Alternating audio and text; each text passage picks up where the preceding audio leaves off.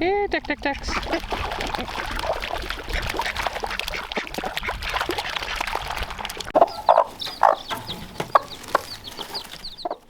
Hey folks, Ariel over here at Fineth. In this video, I want to show you how we have created a mealworm farm. As you probably know, we have chickens and ducks, and they produce us a lot of food, a lot of eggs, and part of what I want to do over the long run, this is quite a bit of a process, is to produce as much of their food on our property as possible. I'm going to be experimenting with growing some more grains, maybe some wheat, sunflower seeds, etc. ourselves.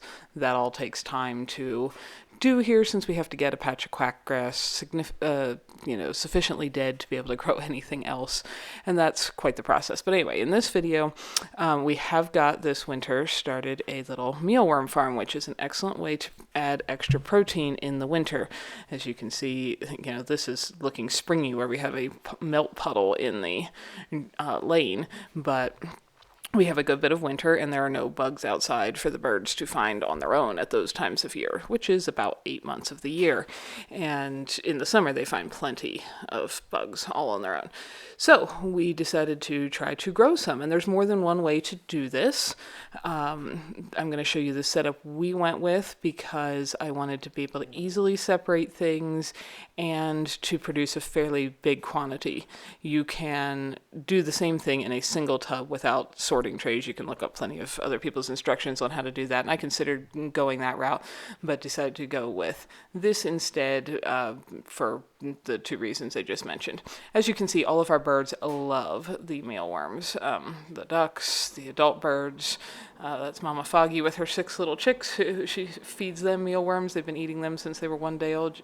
If they can, they both get a hold of one end of one and play tug-of-war with it. But even when they were really, really little, they managed to grab and eat whole real mealworms and love it. So anyway, this is working out well. It's a bit of a slow process to get enough production going to be able to feed any significant amount. We have not been able to feed any significant amount this year because mealworms take some months to grow, but we have some, and by next winter we will have, I believe, very good production going.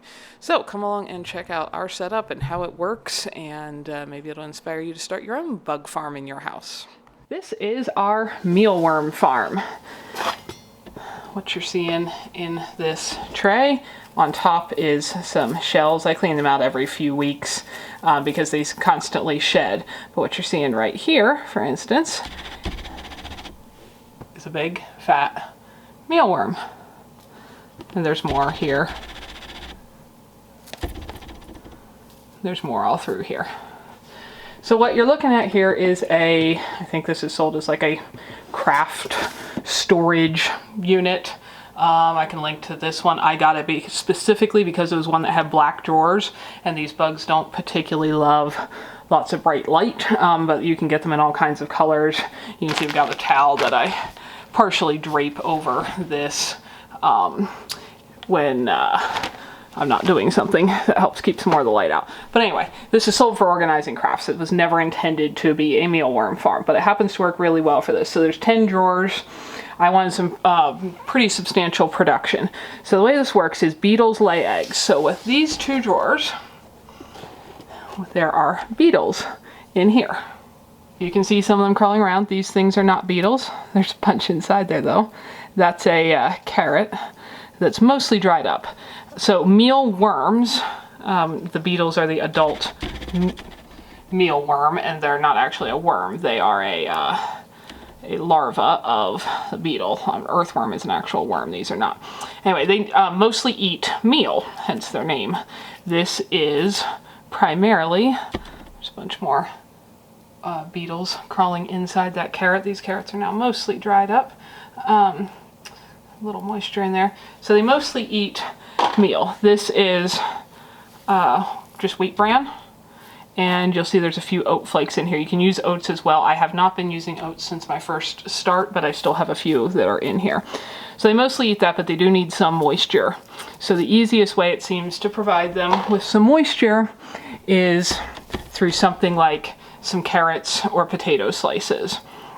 So every now and then, like today, that's why I've got the camera with me, because I'm doing my beetle checkup, which I do every week to 10 days or something like that. Those carrots are pretty well dried up, so they're not getting much moisture out of that anymore. And you can see they're kind of all through these, this bedding, which goes down to, there's another dried up carrot. We're going to give them some more moisture food here in a minute. A couple inches deep, and I don't know if you can really see, but what's on the bottom here is a screen. That of course did not come with this drawer that was intended for craft storage. What Clay did was cut out the bottom of the drawer and glue in a piece of screen. So when these beetles lay an egg, what will happen is their egg will eventually drop through the screen and down into this tray, which is just more meal. And you can't, there are probably eggs and young in here because this tray's been under this one for 2 weeks now. They're so tiny, there is no way you can see them. What you see on the top here are still some shells left from the last big ones that were in the tray before. But anyway, so the eggs and such drop through that screen. It's fine enough that the beetles can't go through it, and they fall down below there. That keeps, apparently adult beetles will eat each other's eggs, or maybe even their own eggs, I'm not sure, if they can't drop away. So to keep that from happening, we do that. Now I'm going to add some carrots again. There's a carrot top. It was trying to sprout a little bit. These are from our garden. Yes, it's mid-March. These particular carrots actually spent part of the year, and I'm just cutting them so there's more surface area edges for them to get to. I could probably just put a whole carrot in. In fact, maybe I'll just do that in the middle and let them chew into it. These are cosmic purple carrots. Anyway, these carrots actually spent most of the winter in my brother Micah's little root cellar that he built, because I'd given him some of our extras, and then he wasn't eating all of them because we had a great carrot harvest last year. He wasn't eating all of them either, and so when I started doing this, he gave me some of his spares back again. Anyway, these are from our garden last year, and in a minute here, when I have not disturbed this, you will probably see the beetles all over these carrots, because that's where they go for some moisture. Now, you don't want to get any of this stuff too damp, is what I've read. With our super dry climate, that has not been a problem. Some people I have read will say put something like this in and a few hours later take it away so that you don't get things mushy here. And this is why I do something. I've so far done carrots or potatoes, basically. Sometimes my beetles get stuck upside down. Because those aren't very juicy. If you put like a tomato in here, it would get very soggy. You don't want this meal to get soggy. So this lets them eat that for some moisture content. And then they're all busy laying eggs that drop into this tray below. So these two drawers kind of move together. Then what happens next, as we come down here, so this drawer has been here for about 2 weeks. The month before that, this drawer was right here. I don't have these labeled anyway, I just move them in a rotation, so it doesn't really matter. So this one has all the eggs that were laid before they started laying here. This one was here before that, and so on. So this was our very first one that the our beetles started laying into. So again, you can see what's on the surface here is some dried up carrots, almost dry. Let me see if I can get it to focus. Can you see the little worms on the surface of that carrot? You can kind of see them moving. They were on the carrots to eat. Let's see if one of these other ones has some more. There'll be a ton when I put fresh carrots in here shortly. Anyway, there are some little teeny worms. They're like the size of a big like thumbnail clipping right now. And this was 1 month. This tray was a month, and this has been there for a half a month. So these are 2.5 months old now, the oldest ones in here. And right here in this corner, you can see how this looks different because this is all meal bran. This looks similar, but this is all little bug casings as they have. These are all empty. This is as they've shed. They shed as they keep growing bigger and bigger. So those are just on the surface. They don't hurt anything there. But I'm going to, I normally don't even pull these drawers the whole way out like this. I'm just trying to show the camera clearly. I normally just pull it out to where I can reach, grab my mostly dried up carrot bits, kind of rattle the bugs off of them. And what I do with those dried up carrot bits are actually throw them into our earthworm buckets, because they'll eat them up the rest of the way more thoroughly. And now I'm going to make some more new slices here and add them to where these guys can all get more moisture from the carrots. And I just kind of rotate. One time I'll do carrots, one time I'll do potatoes, depends on the size of carrots. This was an Uzbek golden one. So there's different colors there, you will notice. And just scatter these around in here. Now when we come back to that tray, like I said, there will probably be, you know, little worms all over all of that. This tray has little worms in it, I am quite sure, because the beetles were laying into it, but there's so little still, I cannot see them. It took me, they had to be almost a month old before I could visually pick them up at all. So these are more just dried up carrots. Gonna go to the earthworms to finish being digested. And we're gonna give these little, nearly invisible worms some more carrot bits to munch upon. And I'm going to do less. I'm making my slices thinner, and I'm going to do less slices in here because they're just not as big yet. I haven't bothered putting any carrot or potato, you know, moisture food into this one, because whichever tray is in this position is the one that's catching eggs, and the, you know, until they hatch and start crawling around, they don't need any moisture. So I don't put any in there. The beetles need some, and from here on down, the larvae do. Now there's nothing in this tray right now. It had some adult worms in. This is the very bottom tray. You can see right now it's full of just meal, and it will be the next one when I rotate all these down a notch. It will go into this position and be the next one to catch eggs and so on. So what I have over here is actually pretty interesting. See if I can show the camera this without spilling them. So this is the very top tray on the other side. This is the one here that has the beetles in. These are pupa. These are about to become beetles. So the reason they're up on these were some yogurt containers, just used whatever I had. They're up on here because apparently the newly hatched beetles will sometimes eat the other pupa. So they stay up here until they turn into a beetle. And then the beetle starts to walk around. The pupas don't walk around. Let's see if I can get, sometimes they twitch when you touch them. Nobody's feeling twitchy today? Sometimes they twitch, but they don't walk. Anyway, so when the beetle starts to walk around, he will slide off of this because it's plastic and a little slippery and land down here. So because I don't check them every few minutes or even every day, when I come up 2 or 3 days later, there will be some beetles running around here. And there was actually earlier this morning, and I had already, you know, picked them out of here and put them in this tray. And I could probably set these into this tray, but right now I have a lot of pupa and a lot of beetles, so I've got them in 2 separate ones. So that keeps the beetles from, and they've got, you can see there's some oatmeal here, and there's some wheat bran back there, because I had started this before I got wheat bran and I had oatmeal, which they like just fine. They just are harder to pick out of it. I'll show you that in a minute. They show up better in the wheat bran. So if you can, I would start with just that. No local store had any, so I had to go order some. So anyway, this keeps the beetles from eating my other pupas because the beetles fall down there. I just saw this guy twitch. You see him twitching every now and then?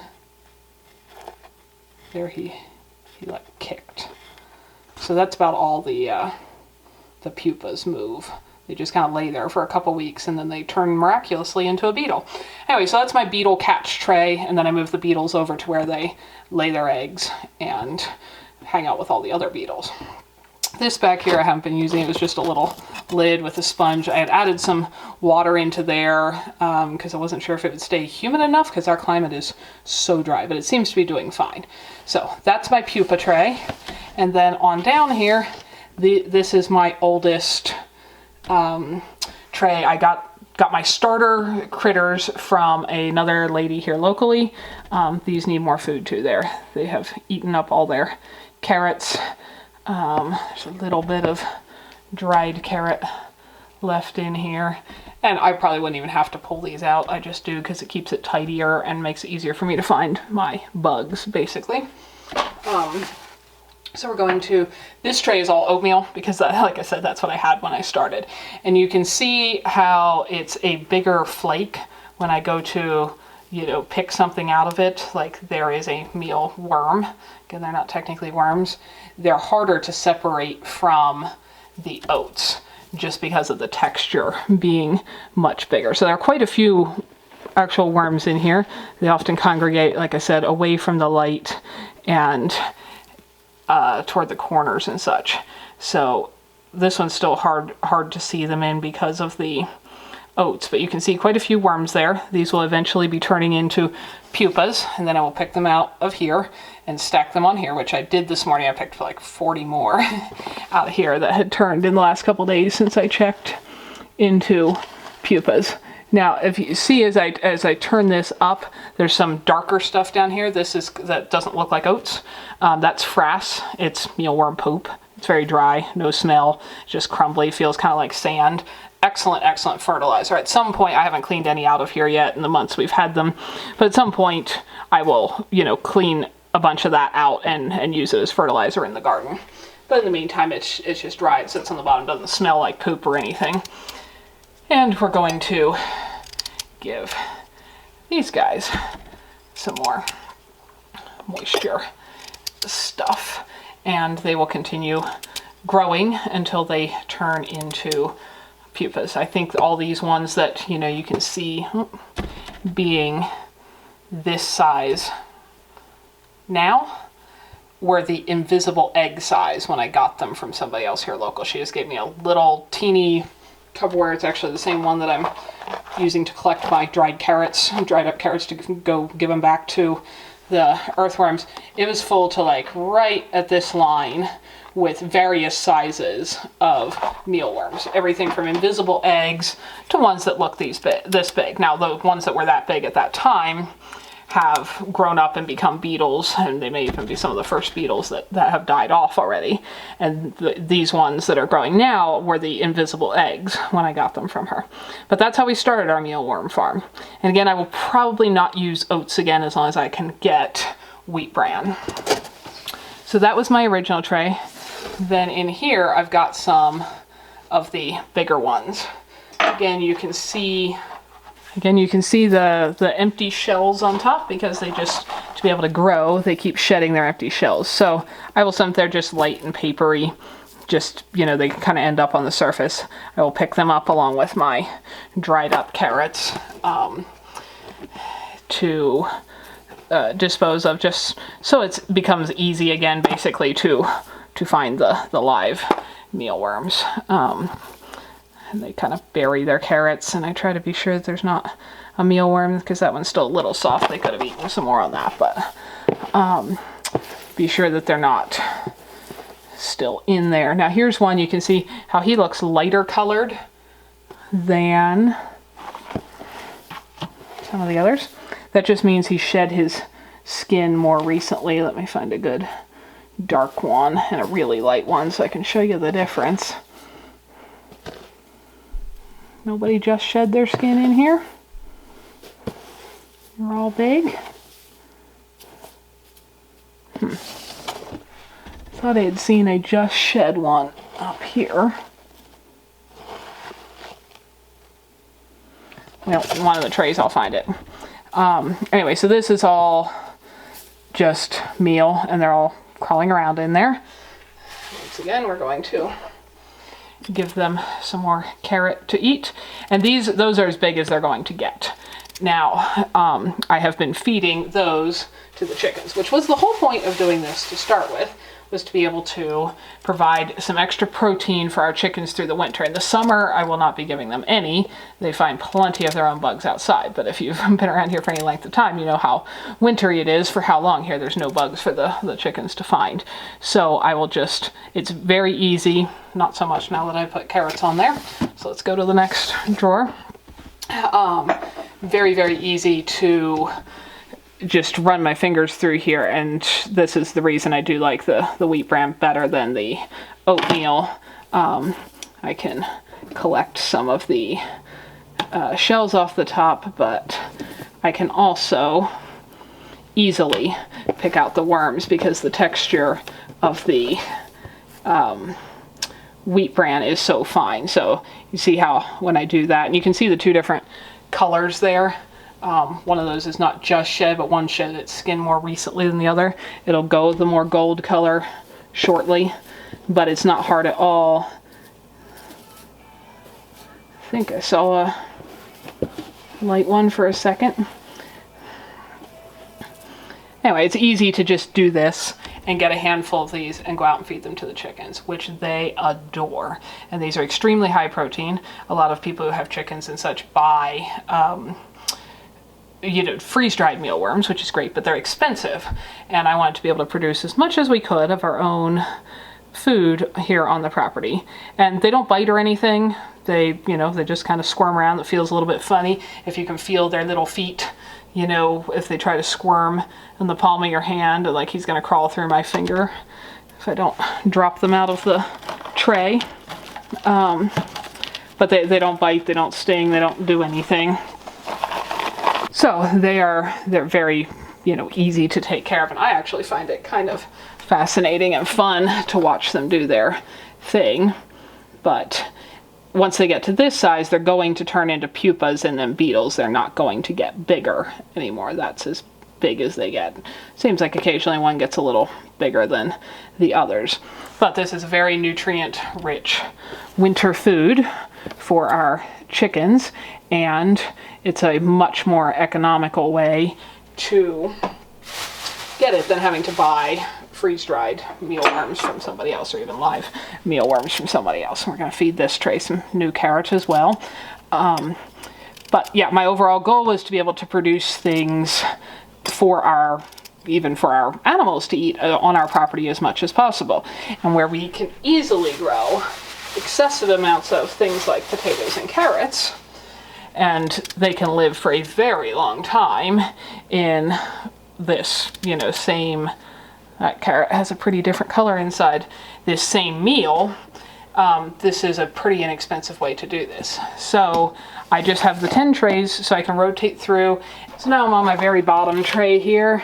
Again, just doing my little tending. If I'm not explaining stuff to the camera, this only takes me a minute or two to do, of pull out my dried up carrots that are not really giving them much moisture anymore, and to give them fresh. But this is a pretty economical way to produce some winter food for our birds. You see, if I do that, how it's relatively easy to shake out the mealworms out of the bran. You can kind of see that guy right there in the middle is a little lighter colored than the others. He's shed his skin more recently. Just gonna leave them in there. Feed this tray some carrot as well, and these trays should all get very full and very grown up through next summer, and then I will have lots and lots to feed out next winter. This winter I've only been able to feed a limited amount because we're just getting this going, but that is the goal. And so now all of my bugs are fed and cared for, and let's go back and check this first tray, see what they're doing since I quit disturbing them.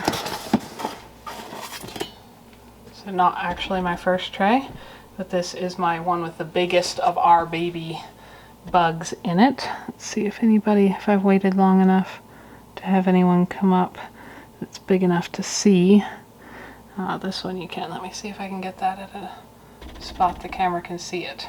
In addition to the meal stuck to there and some empty shells, can you guys see the actual little worms crawling on the surface there? One's moving just really slowly. You can see it moving its head back and forth. That's what they look like at 2.5 months old. So this takes some time, but they are growing. So you can see they take a little while to grow, but they are growing. This is pretty easy. About once a week, usually I come and do what I've just done. Pull out the dried up carrots and give them some new carrot or potato, whichever I'm doing, and they seem very happy with that. Now they do like to be about 80 degrees is where they really grow most rapidly. They can survive a little cooler temperatures, but they will grow much, much more slowly, and they already don't grow super fast, at this temperature even, it seems. And where this, cabinet of bugs is sitting is in the, you can see that guy on the edge of the carrot having a little bite, or lady, not sure which it is. This is sitting up in the loft in our shop, and it stays really warm up here because we heat with wood, and it stays close to 80, so it seems to work. That is handy. They also like to have a little bit more humidity probably than our climate does, which is why I'm not too concerned about, let's see if this guy will run around my hand, if I can get him turned right side up.